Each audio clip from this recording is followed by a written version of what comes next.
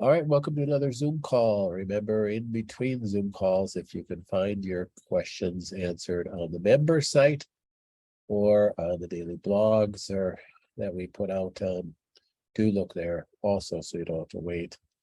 Remember also that we have a Monday Zoom call now as well at noon Central Time on Monday. That's with Anne. She will be answering questions. If she gets questions in that she doesn't know the answer, she asks me. Our offices are right next to each other. So jump on that one. You can jump on either one of these Zoom calls. So let's get started with our questions. Any suggestions? The last few days, I have had a lot of pain in my shoulder area to the point of it being hard to sit up or to lean forward. Also have discomfort, cough in my chest. So always with any symptom that you have, you always want to try to ask the question, why is it there? If the symptom is due to inflammation because of the cancer itself, the treatment of that would be a little bit different than if the symptom was due to an injury versus the treatment if it was due to a virus or a bacterial infection. So you always want to dig to ask the question why. If this is related to the cancer, and you can really pinpoint it, definitely related to the cancer, then definitely with pain, you want to look at anti-inflammatory type things. That's the things in the flavonoid category, the curcumin, increasing curcumin. Also think of doing some topical CBD or topical comfrey salve, something like that would be good to use. If the pain is due to inflammation in the lungs, then it's referred pain to another area, then again you would look at other different sources of treating the inflammation in the lungs, or if it's a virus or if it's a bacterial infection. So discomfort or cough in the chest, when we have cancer, we tend to jump to conclusions, sometimes correct, sometimes incorrect, that every symptom we have is from, spread or growth or increase in cancer, or it can be completely unrelated as well. A side note, I just had a few people enter in. When you register to get on the Zoom call, everybody except one person put their full name so I can see their names. That is helpful to me, so that we know who's on the Zoom call. So if you can, the person that just put their initial, if you can put your name, that would be helpful, just your first name so we know. Next question. It's a longer one. What do you recommend for help in healing the blood-brain barrier and brain inflammation? I'm really at wit's end. I use a variety of forms of magnesium, including topical application. Have taken all the supplements you suggested: curcumin, resveratrol, vitamin D, omegas, berberine, sulforaphane, magnesium. Can be helpful for headaches as well, e.g. CG, Bacopa, huperzine A. In the past, sulforaphane definitely makes my pain worse.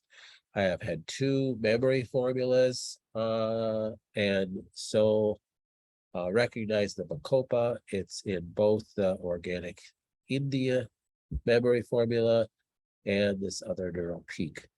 We'll look for a formula containing huperzine A to muscle test.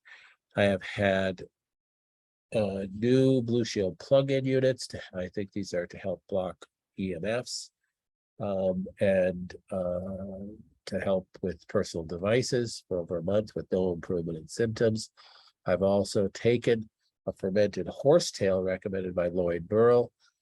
Lloyd Burrell is a specialist in EMF and radiation, helping with that. I have no wireless in my home, and I am still highly reactive to my computer. I sleep with an RF canopy. Would you ask Dr. Cutters if there's any additional recommendations? Okay, so there's a video on the blog. If you search brain inflammation, it's a video that I created because I gave a talk to some doctors about damage to the microglial cells of the brain. And it's all information on microglial priming. So when a person has such brain inflammation like this, yes, it's a blood-brain barrier issue. So understand, you have a barrier that blocks that literally wraps around the blood vessels of the brain. And it's made up of a certain glial cell called an astrocyte. So astrocytes wrap around the blood vessels of the brain, and they help prevent larger chemicals and bad things that may be circulating in the blood from getting into the brain. Because if they get into the brain cavity, they can cause all sorts of inflammation and damage. And our brain's kind of important. So we have a barrier called the blood-brain barrier that's made up of these astrocytes. Now the astrocytes can be damaged, and that can basically weaken the barrier. It's not existent at that site if you have a damaged astrocyte, and things can get across the blood-brain barrier. The question should be rephrased. It's not something I do to help heal the blood-brain barrier, because there's really nothing. There's different nutrients in eating right that possibly can help heal astrocytes, but really there's no research on the healing of astrocytes. So when you have a damaged blood-brain barrier, then it's the damage to the brain cells that is the issue. So you end up with damage to these microglial cells, which is called microglial priming. And there's been a ton of research on this in the last 10 years, because all this money had been poured into brain inflammation research because of the professional football players' lawsuits with post-concussive syndrome. So we get to benefit from that research. And the research is showing the number one thing that you could do to help decrease damage to microglial cells are the list of things you have in parentheses here, the flavonoids. And it far exceeds any benefit from any drug, which was kind of shocking to the medical community. It was nutritional curcumin, resveratrol, and stuff like that. Now, people that have damaged microglial cells tend to be much more sensitive to EMFs. Now, the other thing that a person can do with this is very, very, very slow and very, very mild exercise, but you need to start exercising. And if I said that to this person and they said, oh, there's no way I can't exercise. You have to kind of push yourself a little bit. You need to start exercising. It's a very difficult road to get through that. There's no other way. It's not easy. There's certain things you cannot do. So you have to be taking the curcumin or resveratrol and all those kind of things. You have to start on an exercise program. And this has to do with chemo brain too. So don't think that this question is only for this one person. Anybody that's taken chemo that has any sort of chemo brain, the answer is the same.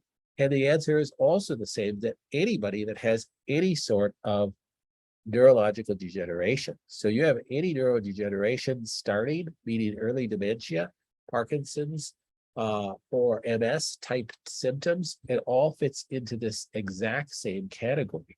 So it is the flavonoids that I listed, and it is mild exercise, but doing it very regularly. And then you have got to absolutely banish alcohol from your diet. You cannot drink any alcohol, and you have to get on a gluten-free diet. So even if gluten has nothing to do with driving your cancer, which it rarely does act as a driver, gluten is highly inflammatory to the brain. You have gluteomorphine receptors that fire to the brain. Also, it'd be best if you could get off dairy. Dairy has you have caseomorphine receptors that fire to the brain as well. So I'll end this question because I got a lot of other questions, but off of gluten, off of dairy, mild exercise, continue with the flavonoids. This is for any neurodegeneration problems. If you have a family member that's got early Parkinson's or any early dementia type symptoms, it's the same thing. Next question.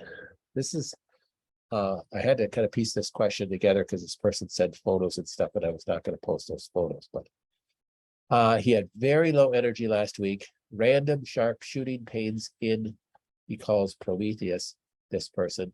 He's got such a great attitude on life. This is a giant mass that he has that we're trying to deal with. He has sharp shooting pains in Prometheus. He says, is this a good thing? Well, I do have an article, good pain, bad pain with cancer. The answer to something like this, honestly, is I don't know. I don't know if this is a good thing or not. If you're running the rife and you have pain in the cancer, usually you think that's a good thing. Something is happening to that. But if it's just sharp shooting pains at any random time, that might not be a good thing. We have heard red or purple coloring of the skin means dead cells. Is this correct?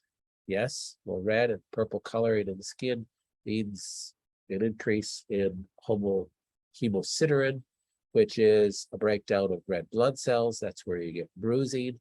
So again, that could be a good thing, bad thing as well. So it could be a good thing that there's cells that are dying, and it's also red blood cells that are dying, and the heme is breaking down, and that's what's causing the discoloration or the bruising look.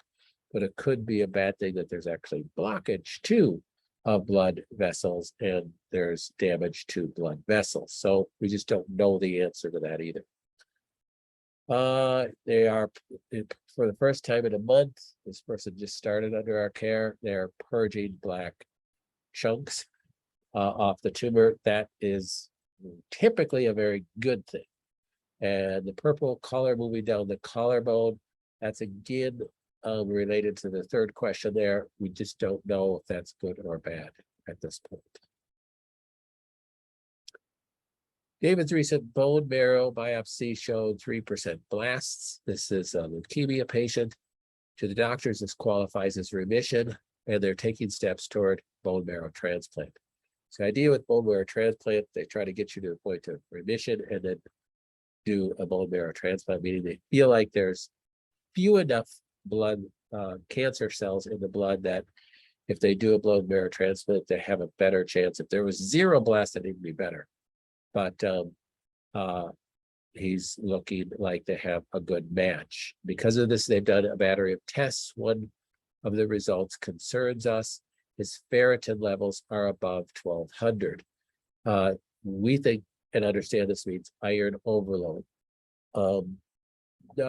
Sometimes it does. So this is where usually when you have elevated ferritin like that, it's a sign of inflammation. And the inflammation is probably due to the chemotherapy. So I would not be as concerned about that as you might be. I think it's more an inflammatory response to the chemotherapy, not necessarily an iron overload. I did recommend Ashley to tell you to there's no harm in trying to take HFE Assist, which is a product that can help with iron overload, but I don't think that that is the case, but it certainly wouldn't hurt to try that. We've been looking into hyperbaric chambers and high dose vitamin C. I think I don't think there's any contraindications in doing this at this point for him either. I think that would be just fine as well. I think Ashley should have told you that thing too. Okay, I'm gonna have to get my glasses on to read this. Not really, but I'm getting closer to the screen. I was diagnosed with stage 4 ovarian cancer in March of 2022. I also had surgery at Mayo in March, and then 6 cycles of chemo from April to August here in the cities. I was back down at Mayo last week and had a CT scan with contrast. The oncologist told me it appears that I am in remission. Oh, that's fantastic. Do you have a good maintenance drug to offer me? Maintenance drug. Yeah, we don't have any drugs, but I get what you're talking about. So I am now in a watch and wait period. Unfortunately, statistically, 90 to 95% of stage 4 ovarian cancer patients who experience remission have a relapse within 2 years. I would like to be in the 5 to 10%, yes, without the relapse. really my answer to be continue on with what we have you on. There's no harm in getting another cheek swab test, but if we've done that recently, I would just continue on what we have you on. You don't stop doing what got you there. I know that chemo and the surgery were a big part of it, but certainly the alternative things played a part in it as well. So you want to keep doing those things. Number one, should I stay on my diet? Yes, I would do that. I would not make any modifications to your original diet or your original supplements. Second question, unless you did another cheek swab. Do I continue doing the IM Pro Waves? Yes, you continue doing everything that got you there. Now I understand some people, when they get in remission, they're like, oh, for Pete's sake, I'm just exhausted doing everything I'm doing. I need to just cut back a little bit. Well, you need to pray about it and decide what you need to cut back on. Make sure you're not cutting back on your Rife programs. Okay. So that's a big no-no. So I've also never connected my Rife machine to the internet. So that's just fine. There's really nothing been major downloads since April, so don't worry about that. Additional therapies. Should I continue the coffee enemas? Yes, and I would continue them at the frequency that I'd continue everything at the frequency that got you there, unless it's like, okay, this is so disruptive. I've been doing daily coffee enemas. I gotta drop it down to 3 times a week or something. You have that right to do that. So I would otherwise continue everything else that that you're doing. Is there anything else I should ask?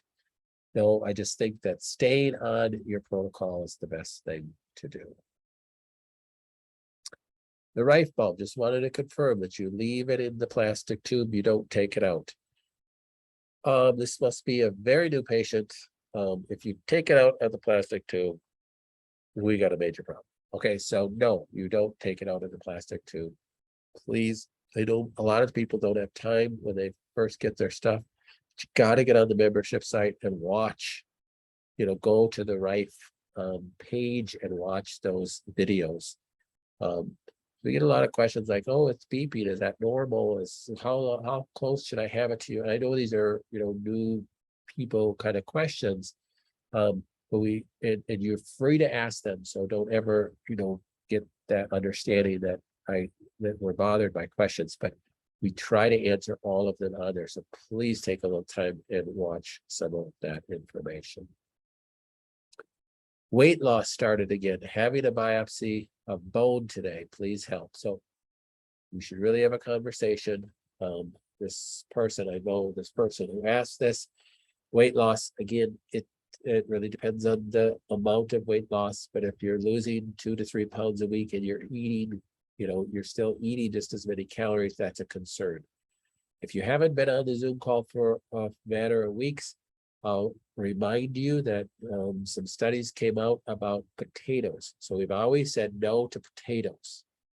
And what defines a potato? Or a white potato, red potato, purple potato, pink potato.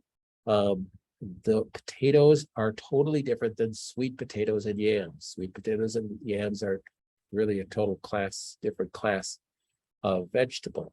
White potatoes we're talking about. So if you look up a glycemic index on white potatoes, you're going to see they have a very high glycemic index, even higher than table sugar.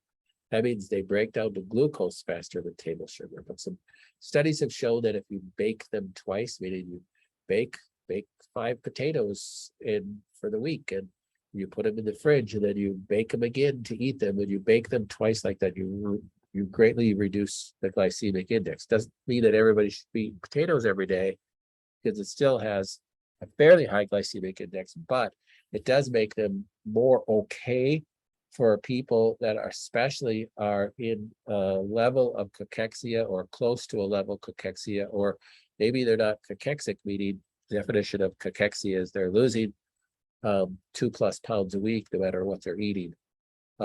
But start eating some potatoes, start eating some complex carbohydrates. I have listened to most of your videos. I can find and read the notebook.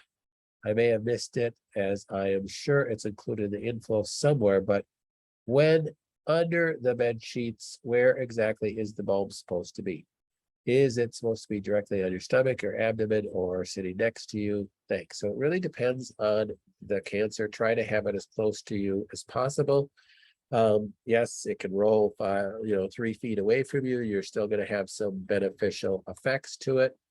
Even 5, 6, 7 feet away, you'll have some beneficial effects, but it decreases exponentially the farther it is away from you. So the closer it is to you, the better. The closer it is to the cancer, the better. So if you have breast cancer, try to get it up to your chest. If you have abdominal type cancer, keep it down at your tummy and snuggle with the bulbs. You want to snuggle with the bulb, snuggle with the bulb. That's the best way to do it. I'm feeling a little bit lightheaded or blurry the last 3 days. I feel like I take my powders and vitamins, not sure what is causing the feeling. Feels like my head, but not sure why. So when I think this was a question from last week actually, but I'll answer it again. If you feel lightheaded or blurry, you want to check your blood sugar levels. If your blood sugar levels dip with hypoglycemia, you could get this feeling. If you've got a spike in your blood sugar, you could get this feeling. Good to get a CBC test done to make sure your iron levels are okay. But definitely if you feel lightheaded or blurry, you think of brain inflammation as well. Now, I think this person asked this question also has a diagnosis of brain cancer. So you want to get back to the flavonoids. You want to, everything I talked about in that first question, really back up here with what you do to decrease brain inflammation, regardless of whether you have brain cancer or whether you have Lyme disease or whether you have dementia type things or chemo brain or memory problems or emotional swings or headaches or lightheaded, dizziness, blurriness. All those are signs of brain inflammation. So you ramp up the flavonoids, make sure you decrease anything that could be causing brain inflammation, and increase the exercise, 0 alcohol, 0 gluten, 0 dairy. Could a coffee enema cause bowel blockage? I have breast cancer and also have Crohn's disease with significant scar tissue on the right side, just above my hip bone. This is where the blockages occur. I've started coffee enemas and feel good directly following, but the last 3 times I did an enema, I had a blockage later in the day, evening, or the following day. Last night, the blockage lasts 12 hours. Is this just a correlation? I don't know. I mean, it's certainly possible. I mean, you think, could the coffee enemas cause a blockage in somebody who doesn't have ulcerative colitis or Crohn's disease? Probably no. But when you have an underlying damage to the tissue, yes, anything is possible. And the only, I think, of the mechanism of action of that is if you're talking about the blockages on the right side, meaning the ascending colon, then if the person was semi-dehydrated, the coffee enema, and you lost some water, then that would decrease the amount of fluid in the bowel. And that's where it could cause blockage, especially if you already had a decreased size lumen because of damage to the walls of the colon walls. So I think that would be the mechanism of action. If you want to continue coffee enemas, I would try to really ramp up the water intake, your water consumption, see if that makes a difference. Maybe also increase magnesium because that will help draw water to the colon. So when you increase water intake, you might just absorb it and then pee it out. If you increase magnesium along with it, you will draw water back to the colon and see if that makes a difference. Otherwise, I would just go off the coffee enemas. It is possible. I mean, coffee is a food product that a person can have antibodies to too. So doing a Cyrex 10 can show that if you have antibodies to coffee, it's not super common, but it's not rare by any stretch of the imagination. That could be a possible mechanism of action as well. I understand that late stage cancers can cause blood clots. Some MDs say the clots usually present with people who don't know that they have late stage cancer. So it could be this first sign of late stage cancer. The person didn't know it. Do your protocols account for this? Should we be concerned? Well, most of my understanding is that late stage cancers really don't cause the blood clots. Most of the time, it's the medical treatment with the medications that cause the blood clots. Many chemotherapies have blood clots as a side effects, and other immunotherapies have blood clots as a side effects. Especially immunotherapies can, can cause inflammation anywhere and can cause an inflammatory reaction in the blood itself. So if you are doing certain medical procedures, yes, that can be a side effect. Personally, we don't see that in our practice very much. I don't think I've ever seen that in my practice. So, and maybe a patient didn't tell me about it, but that's certainly possible too. If a person has blood clots or the possibility of blood clots, I really like the second part of this question. Would people benefit from an enzyme like lumbrokinase? So yes, lumbrokinase and nattokinase would be my first go-to. So that's what I'm recommending when people are trying to detox from the COVID vaccination or the spike proteins that they have received from people that are vaccinated, and or the spike proteins from the virus itself, is using lumbrokinase and nattokinase, because blood clots are one of the major side effects from the vaccine, and cardiovascular damage. Matter of fact, I just read an article about what the spike proteins do to the neurodegenerative process, not just in the brain, not just central nervous system neurodegeneration, but peripheral system neurodegeneration, and how research began a number of years, even before all this coronavirus breakout, proving that they could actually use a virus, meaning the SARS-CoV virus, to transmit the spike proteins in order to produce such an event of neurodegeneration. Very interesting. What would be the treatment for it from a natural perspective would be lumbrokinase and nattokinase. There's some other things too. Certainly garlic, you'd think of that as well. Maybe omega fish oils as well. A friend of mine was just diagnosed with blood clots. He has stage 4 cancer. Those would be the things that I would think of. I know that I have circulating tumor cells already in my system, but I was wondering if I had my 2-centimeter breast tumor removed, will that lessen the amount of circulating tumor cells that would break away from the main tumor, since the main tumor would be then gone? I really don't want to have a lumpectomy. However, if it will increase my survival rate, I would. The answer is yes. From a theoretical perspective, yes, absolutely. If you remove the tumor, then you're going to certainly have less circulating tumor cells. But the reality answer is that does not mean that the person, just because you have less circulating tumor cells, because you remove the tumor, does not mean that you're out of the woods for metastasis. I hate to break the bad news, but long before you were even diagnosed with the breast tumor, it was already giving off circulating tumor cells. But let's be wise. If we got rid of it, could we help improve the situation? The answer is, from a theoretical perspective and from being a pragmatist, I'd say absolutely. I think that might be a very good idea. And certainly doing a lumpectomy while the tumor is still very small, can be a good thing. So I would not necessarily be afraid of doing that. It can be a very wise decision. Would prolonged fasting with veggie juices and tea 5 days or more help kill a cancer? Yes and no, possibly. I mean, we can't make gross answers to that because we just don't know. I mean, we can say that the research shows that, complete water fasting over 24 hours increases IGF-1 levels. So that's probably not a good idea, but that's not what the question is. It's using vegetable juices and different teas, but they're fasting from solid foods.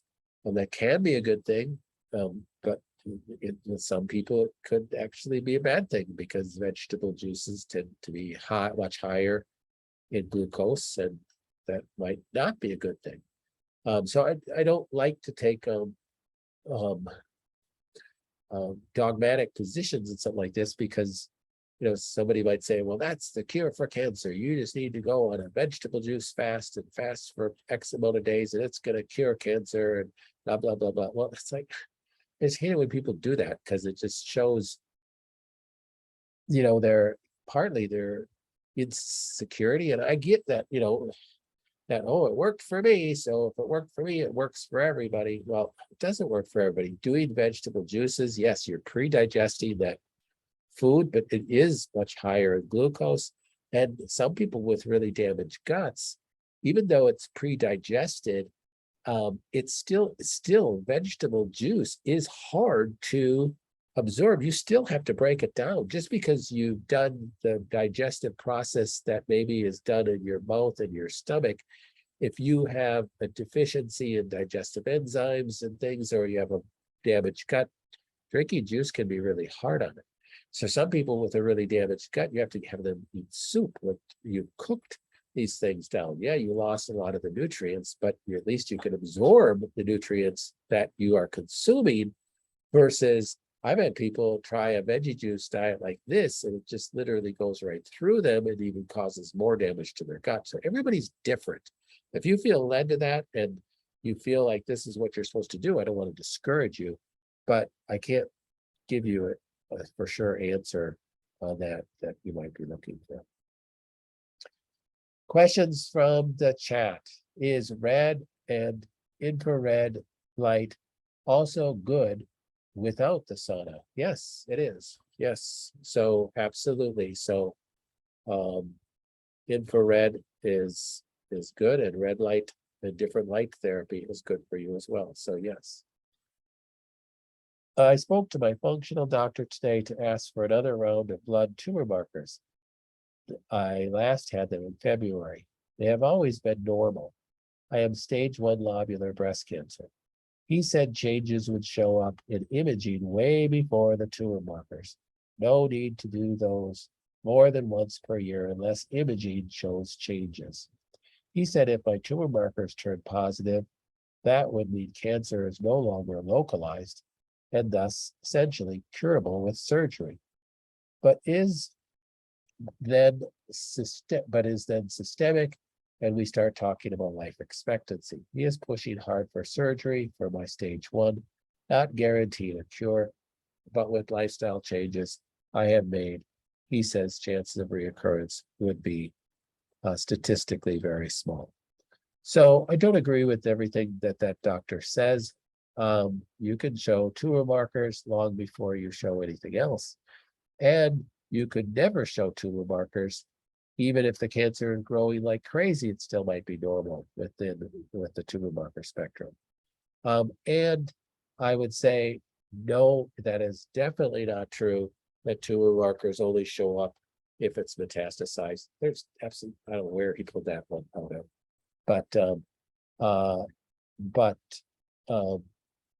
Yeah, so ask him for where he got that data, because I've never seen anything like that.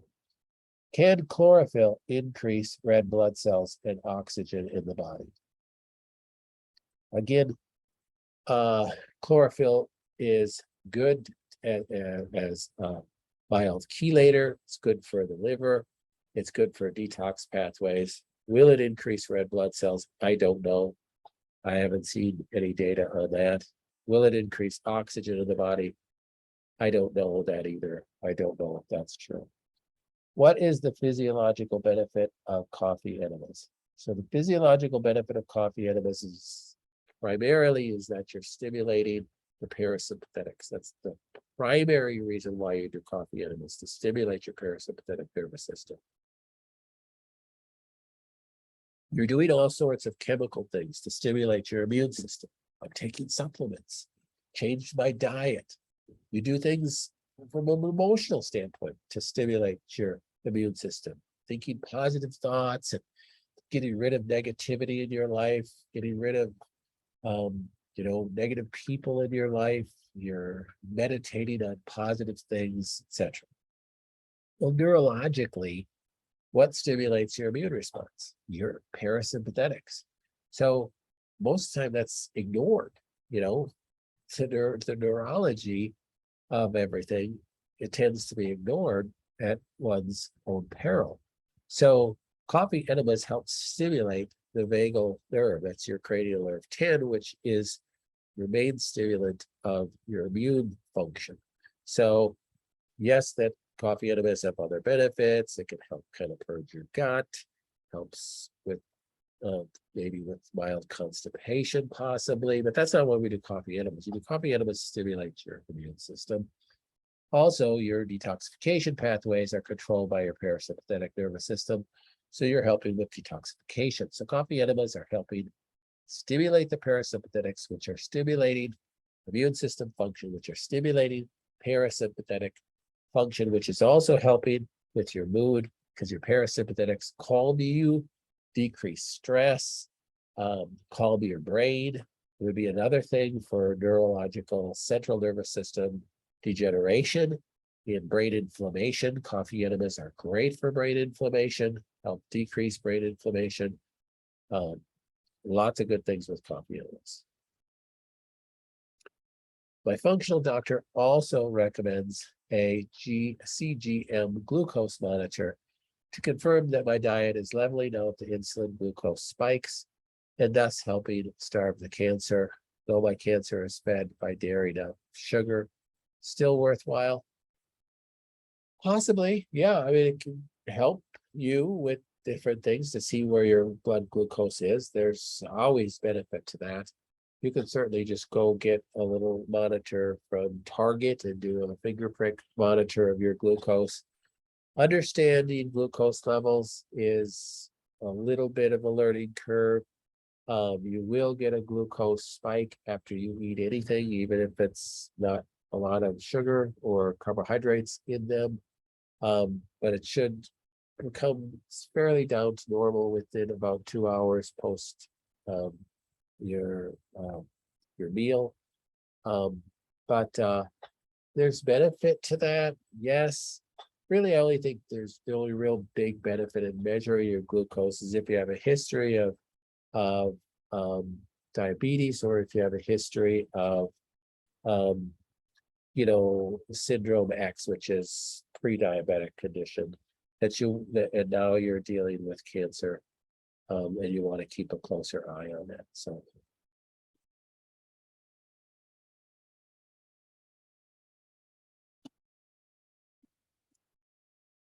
any other questions?